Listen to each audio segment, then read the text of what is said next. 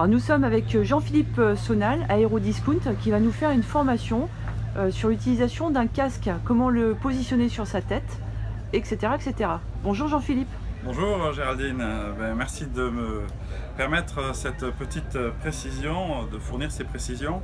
Un casque, c'est un casque aviation, ça se pose sur une tête et c'est la formation que devraient faire les instructeurs à leurs élèves et les pilotes qui prennent les passagers. Un casque, ça s'écarte pour pouvoir mettre les oreillettes, en prenant les coquilles, pour pouvoir mettre les oreillettes directement sur sa tête. Une fois qu'on a fait ça, on avait préalablement dégagé son micro. On va régler la hauteur avec les molettes qui sont ici par rapport pour ajuster et pour que les oreillettes soient bien centrées sur les oreilles. On resserre et pour le micro, on prend la deuxième main, on met les doigts à peu près au niveau de la bouche. On fait une équerre avec la perche flex et on vient positionner directement le micro sous la lèvre. Je vais vous expliquer pourquoi.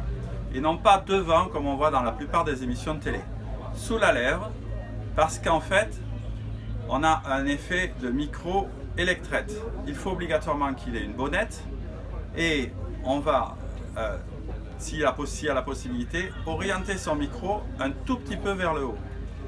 En fait, je retire mon casque de la même manière en prenant les coques du casque et en les écartant pour pouvoir sortir mon casque et le repositionner et rabattre ma perche de micro. Si on fait ça, ou si votre passager fait ça, vous détériorez votre casque.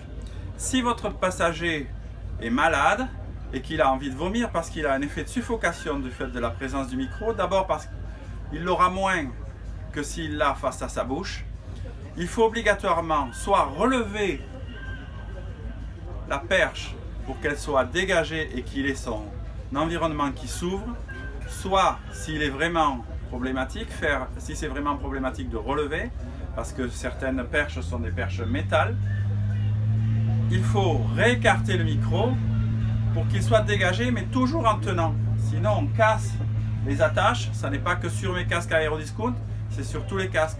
On casse les attaches et ensuite il faut changer la perche en ayant une pièce détachée qui coûte presque aussi cher que nos casques puisque nous avons un premier prix à 75 €, c'est moins d'une heure de vol.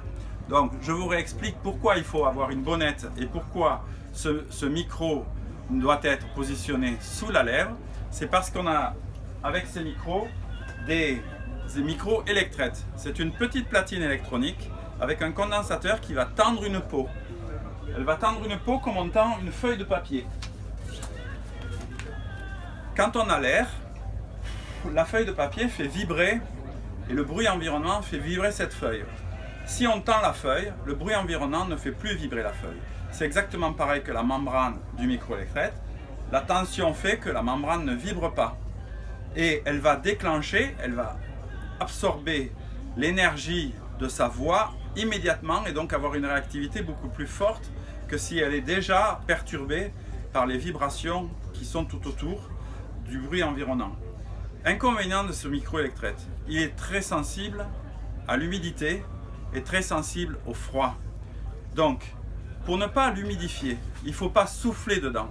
D'ailleurs, on ne souffle jamais dans un micro, y compris quand on fait des conférences. Quand on vous fait des cours de communication, on vous explique que le micro, il faut le poser sur le menton et ensuite tourner la tête avec le micro qui suit. Sinon, on a un micro qui est là et on ne peut pas parler. Donc c'est exactement la même chose. On a le froid et l'humidité, il faut la bonnette et ne pas la voir face à la laine. Merci Jean-Philippe. À bientôt sur aérodiscount.com.